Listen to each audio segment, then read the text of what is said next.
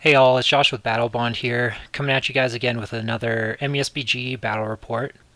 So in this case, I'm just going to be going over the last game of an escalation league that I participated in. So this was run here in Calgary, and we did this over many months. So basically we started at 350 and went to 350 points, went to 425, 500, 600, and then finally 700. So this is going to be my 700 point game versus my opponent Sebastian, and it's going to end up being my Mordor list versus his Last Alliance. So the way we were doing this escalation league is that we basically had our starter 350 points, and we were just building on top of that with what we were adding. There was some room for adjustments. If I recall, I believe it was we were allowed to change out about 50 points. But other than that, the lists had to basically stay the same from start to finish. So we'll just go over the pictures of the armies here, and then we can talk about the scenario and the army lists and all of that stuff. This is my army. I was playing Mordor. So as you guys can see, unfortunately, I wasn't quite able to finish up painting these guys, so it's just my Ringwraiths here that are all black, which really stinks, but everything else I was able to do. So you guys can see it's just a bunch of basically orcs, some Black Numenoreans, and then my 3 Ringwraiths. And I've been on kind of a Ringwraith kick ever since this league started, because basically what actually got me back into this game is that I watched the Lord of the Rings extended editions for the first time ever, and it really kind of inspired me to want to actually pick up this game again. And because of the movies, I really wanted to use Ringwraiths, and I actually had a ton of fun using Ringwraiths all throughout the league, and I highly recommend it for anyone who's interested in doing something magic heavy or just likes the cool factor, because it's been pretty great. And throwing in a Fell Beast here has also been really fun, really interesting, really fun to play with a monster and see what all they can get up to as well.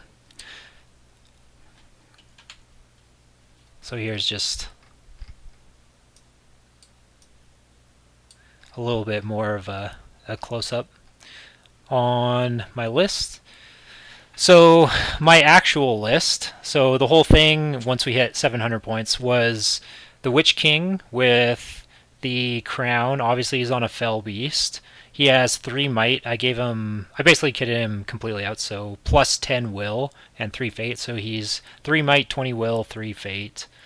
And in his battle group I had 9 Moranan Orcs with spear, 9 orcs warriors with shield, and then I had my 2 Ringwraiths who were kitted out exactly the same. So both of them were obviously on a horse, and they both have 2 might, 1 extra will, and 1 fate. So 2 might, 8 will total, 1 fate. The one Ringwraith has 5 Black Numenoreans, 5 Moranan Orcs with spear, a Moranan Orc with spear, shield, and banner. So this lovely guy right here. And then just a regular Moranan Orc with shield. And then the last guy, he had 2 Moranan Orcs with spear and 6 Orc warriors with bow. And the Orc warriors with bow were there because I actually didn't have enough models to just have orcs with shields, and they're just there to block for the Moranans anyways. So it didn't matter if they did any shooting and if their shooting did anything or not. They're just there to basically be bodies and die. So I wanted to take a couple close-ups here of these Ringwraith models. So these Ringwraiths are actually 3D printed by myself, and Oops. They are really great sculpts. They come out looking awesome. I wish I would have had them completely painted for this, but they're something that we sell on our shop. So if you think these look cool and you're interested in picking up some Ringwraiths, check out our shop and get yourself some Ringwraiths because they're a lot of fun. So I kind of went over there really quickly, but this is Sebastian's really awesomely painted army. I have some close-up pictures of each section here, but we can zoom in a little bit and have a look. So he was bringing Last Alliance. So for this being our last game of the league, it actually ended up being very thematic as well, which was pretty cool.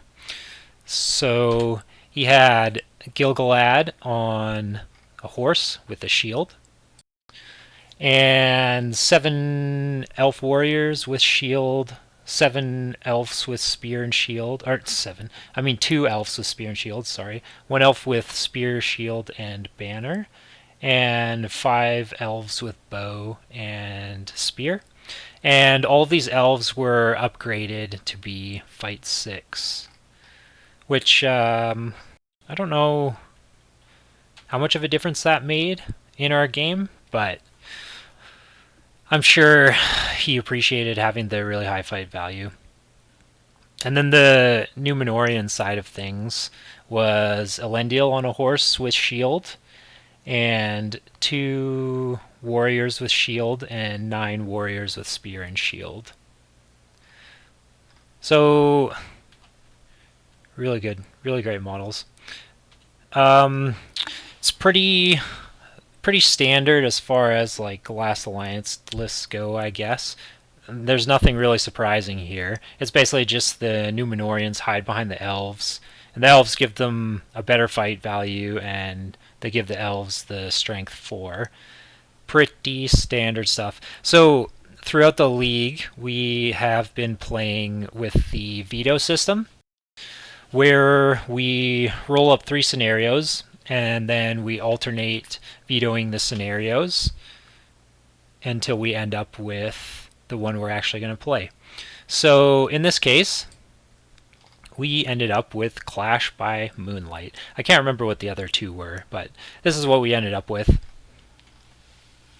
So just to give you guys a quick rundown of the deployment zones. So 12 inches up. Game ends once one side hits 25%.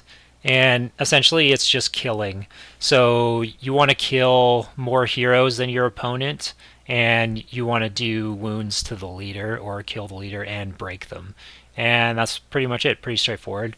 But it was, the one thing about this is the Dark of Night special rule, which is that you can't see more than 12 inches away, but you get +1 when rolling to wound with your ranged weapons. We forgot about that part of the rule, but it didn't really matter, honestly. Every time an elf hit, it killed something, so it wasn't really a big deal. So let's move on to the game itself. So here we're getting set up for deployment.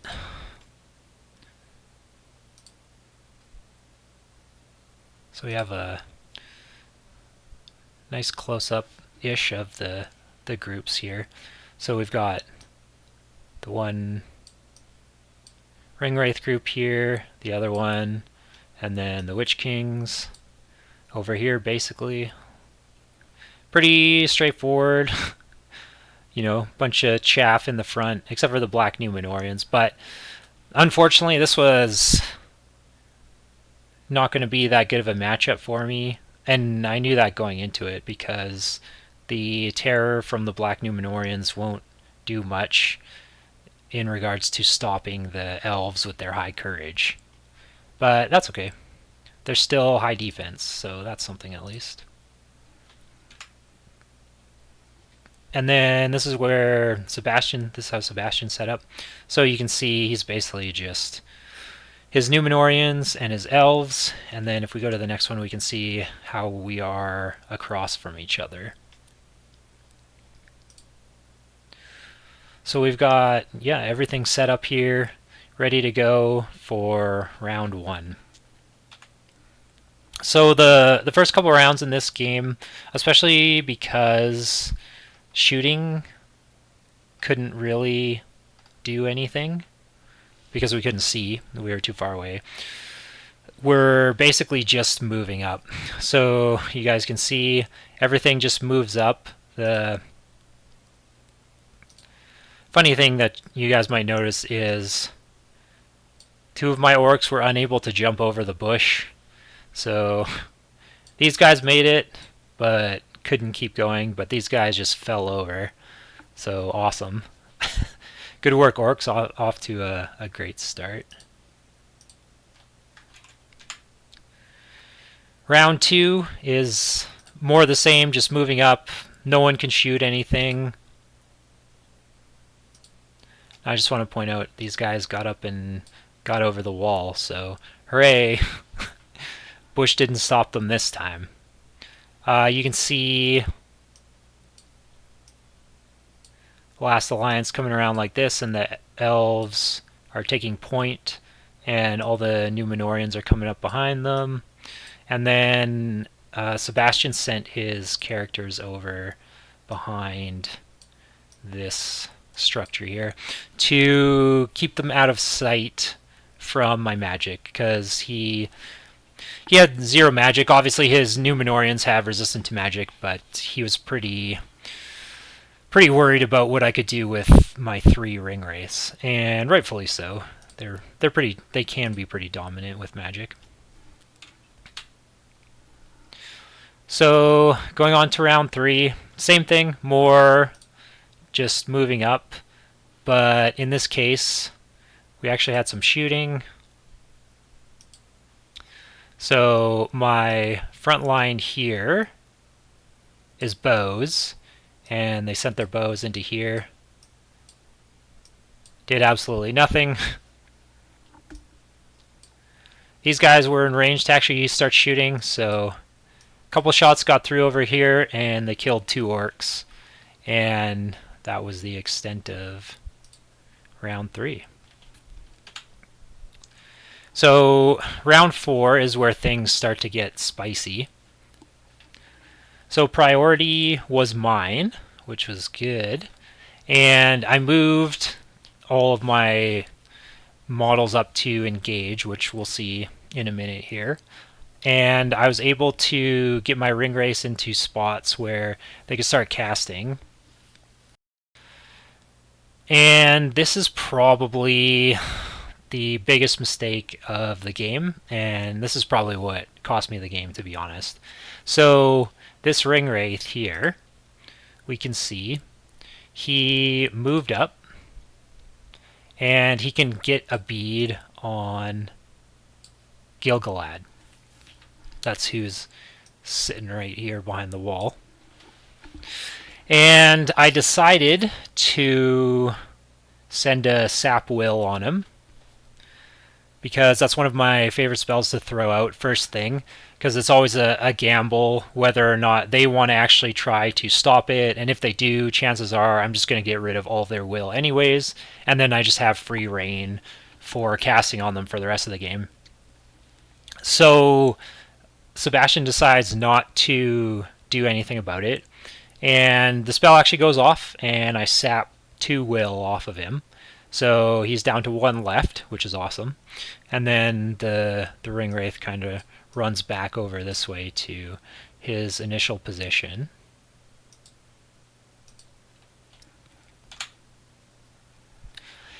And then, so we can see that I've moved my orcs up here to engage the elves and kind of get ready for a counter charge. You can see the Numenoreans are leading right here.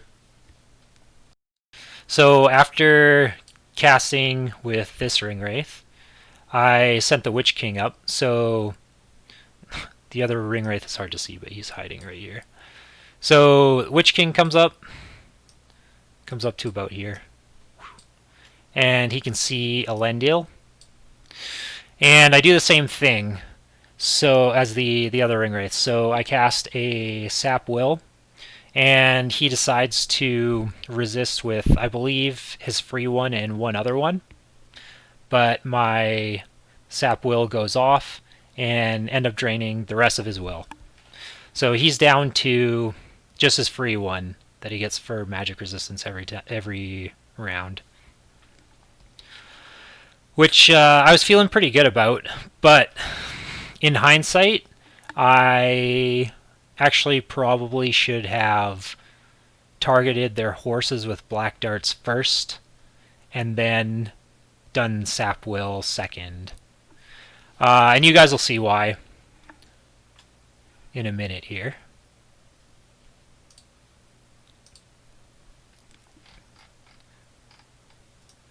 Okay, so just remember, this is how my turn looked, and then Sebastian brought in all of his forces, and then we go to round 5, and we can see, whoa, there's a lot.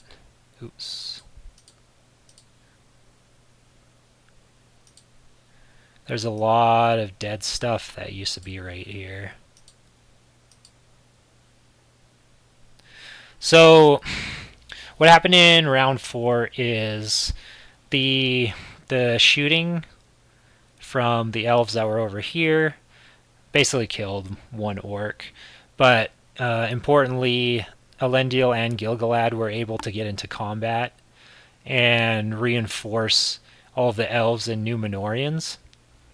And so what that meant is Elendil basically killed 6 or 7 models by himself, and I think Gil Galad killed 1, which was huge because the total numbers were, I think Sebastian had 27 models and I had 41 to start off with the game, and he'd already plinked off a few with bows, and now I just lost basically 10.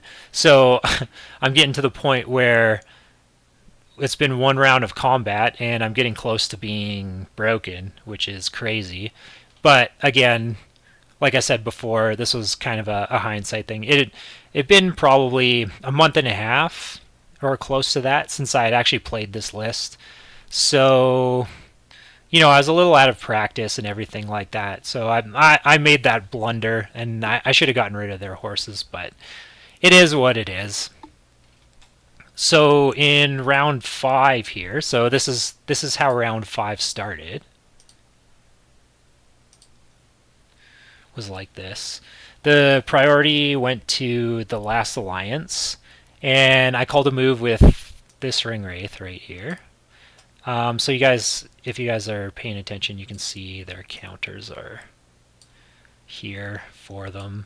And then you probably won't be able to see the numbers, but I use little dials to count their will because it is a lot for each of them. So the alliance had priority. I called a move with this Ringwraith. And he countered with Elendil, this is where he started his round, but because of my positioning, he was not able to sneak around and get over here in any way. So that was good at least. So he went through and got all his guys engaged and stuff, and then I still got to do my move from this Ringwraith. And with that, I was able to transfix Gil Galad, thanks to having him down to just his 1 willpower, which he tried to resist, but it failed. And then I was able to use the Witch King to send a black dart into Elendil's horse. And so my thought here was, I don't really need to worry about transfixing him because I kill his horse, and the only way he can actually really fight back is if he rolls a 6 on his Fallen Rider test. So I go through with the black dart, it goes through, kills his horse, and then, of course, he rolls a 6 for his Fallen Rider test, so he gets up and he's still able to fight, which was absolutely ridiculous. So I had to send this Ringwraith over to then transfix him to keep him from doing a bunch more damage. But at least he was on foot at this point, and he couldn't swing with his attacks. So that's something, I guess, but it cost me some extra willpower that I didn't want to use up. So we get into a big fight here, and I end up losing a ton of orcs. Basically, the stories of these combats are my opponent wins most of them and never rolls lower than a 5 or 6 to wound. So I'm essentially losing for this turn and even the next one. I think I lose at least 6 orcs a round. So the last round, this round, next round, at least 6 per round. It was probably closer to 10. So it's hard to keep up when my numbers are dwindling so quickly with their obviously superior fight and the strength 4. But I mean, that's dice for you, I guess. So at the end of this round, I'm almost at 50%.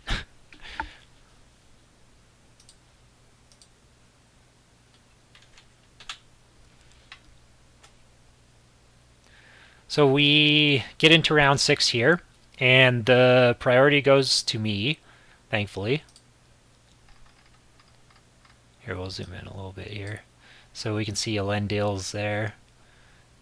Gil Galad's still on his horse. These guys were coming around there. Bowmen have moved over. So my opponent calls a move with Gil Galad, and I counter with this Ringwraith.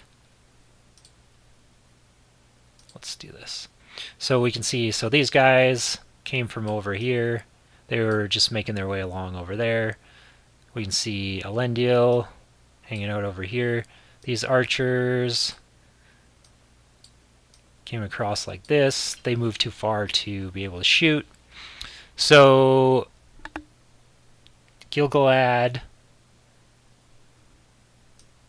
calls a move. I counter with this Ringwraith. And you can see he's been my move caller, so he's out of might. No might there. And he wins the roll off, so he gets to go through. But thankfully he can't tag any of my guys. He can't tag this Ringwraith, which means that I will still get my move. So we get into big fight over here. All of these guys get in it. And I go to do my move. And the Witch King uses a black dart to get rid of Gil Galad's horse. So that's both of them on the ground now. And funnily enough, Gil Galad does the exact opposite of Elendil and rolls a 1 on his Fallen Rider check. So I'm actually able to surround him with all of these orcs right here. It was pretty hilarious.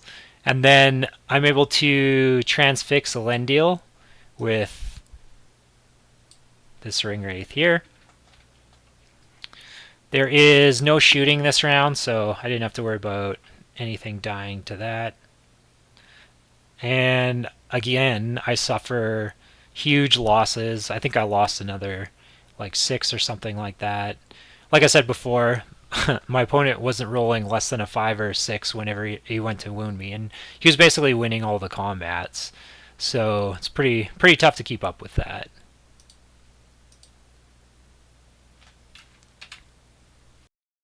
All right.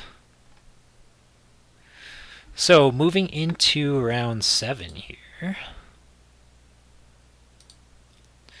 So this is the beginning of round 7. We can see all this combat going on over here.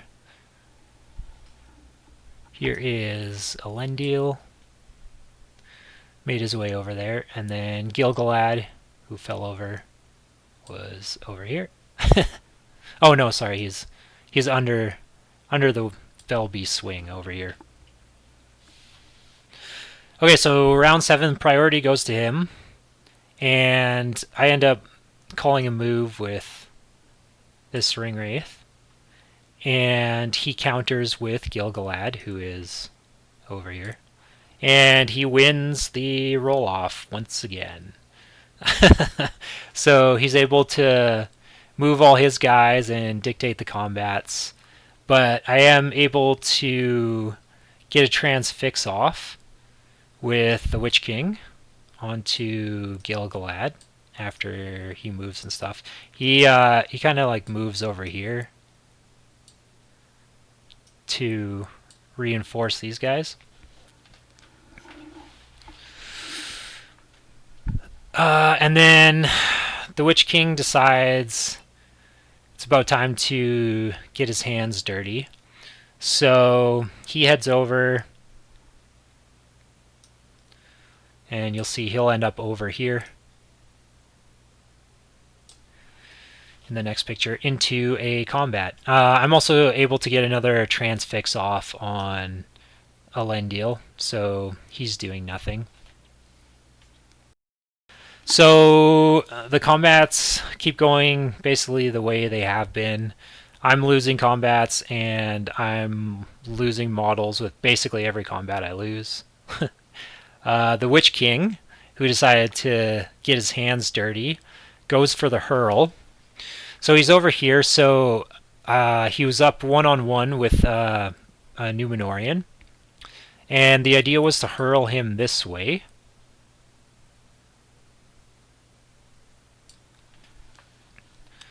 Let's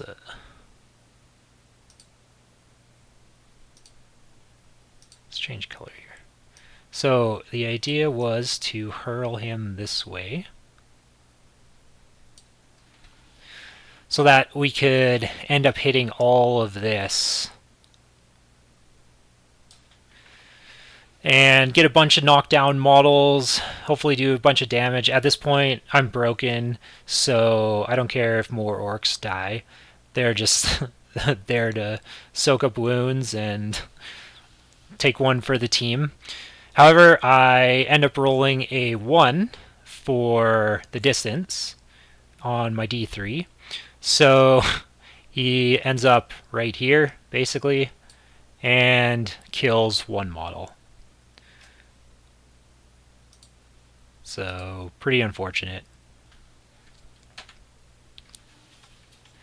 So we get into round 8 here, so you can see this is where the Witch King ended.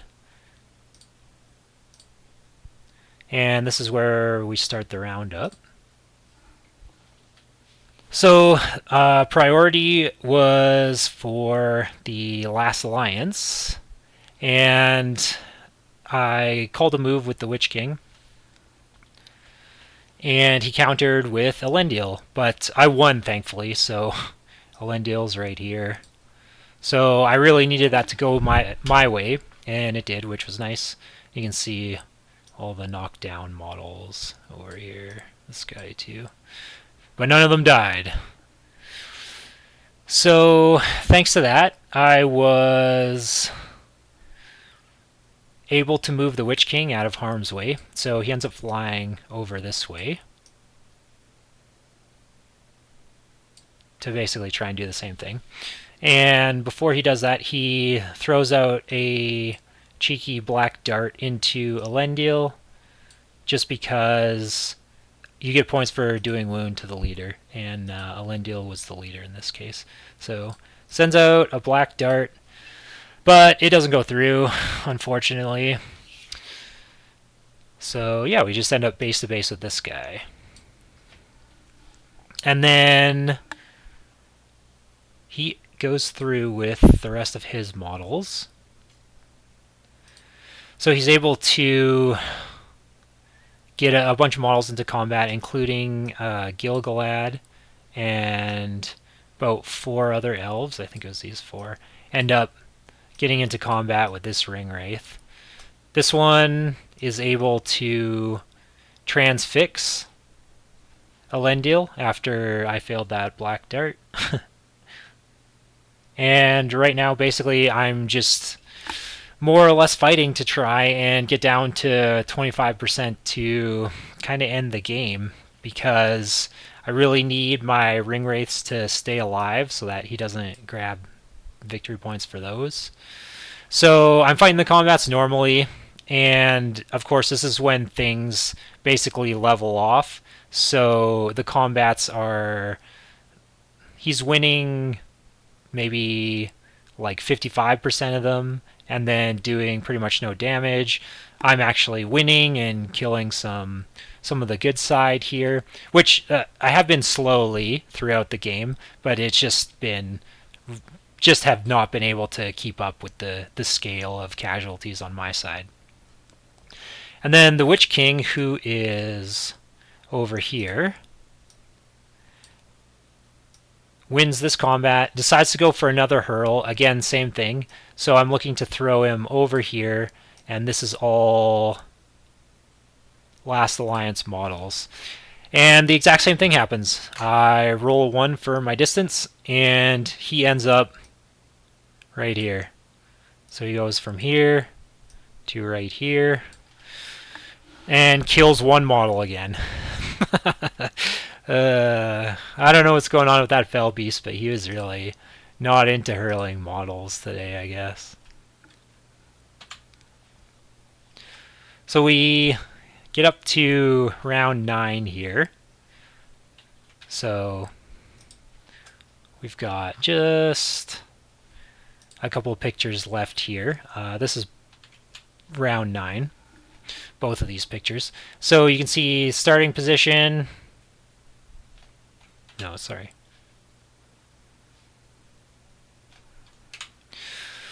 Yeah, starting positions for everyone. Or no, this is after the priority and move roll. So the priority went to me, and my opponent is actually out of might at this point, so he can't do anything to counter, which is exactly what I needed. So where is it? This Ringwraith has 1 willpower left, so he runs and hides. This Ringwraith has 2, so he moves, throws a transfix out over here, and then also runs back to here. So they're both hanging out back here behind these bushes.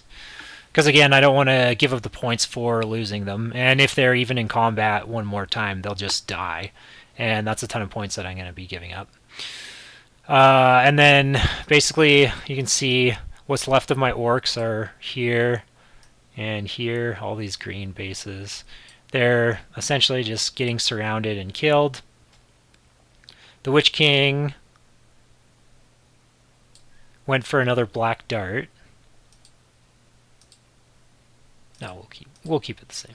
So he went for another black dart on Elendil. Again, just trying to do a wound to get me some points, but he was able to resist it. So I threw 3 dice at it, got it on a 5.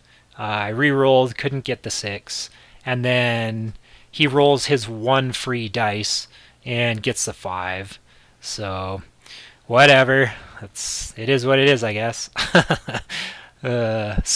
I end up, the Witch King ends up base to base with this Numenorean, and as far as combats go, we win the combat and try to go for another hurl, but again we roll a 1, so there's all these juicy Last Alliance models right here, and I just need like a 3 or 4 or 5 to get him in there, but we roll a 1 on the dice, so he just ends up basically right here, touching one other model. But he he dies, and then so all of the models that have been dying from the hurls have been the models that have actually been hurled. Everyone else takes no damage and just gets knocked over, except for in this case the model that hurls dies, and then one other elf dies, and I lose a bunch more orcs and end up down past 25%, and that's how the game ends. So we counted up afterwards, and my opponent was actually like two models off of breaking, I think. So you can see a little bit closer here. So all of these are Last Alliance models. So if the hurl, which ended up right here, would have had another inch, we could have ended up over here. And who knows, maybe we could have gotten lucky and broken him at that point. But so game ends. The only scoring conditions that were met were I was broken, but he wasn't. So that netted him a 5-0 victory. So well played by him. Yeah, like I said earlier, the real pivotal moment, I think, was when I did those spell rolls, and instead of sapping their will, I should have black darted. So when Gil Galad was here and Elendil was here, I should have gotten rid of their horses, and that actually probably would have allowed me to pretty much keep them out of combat for the entire game.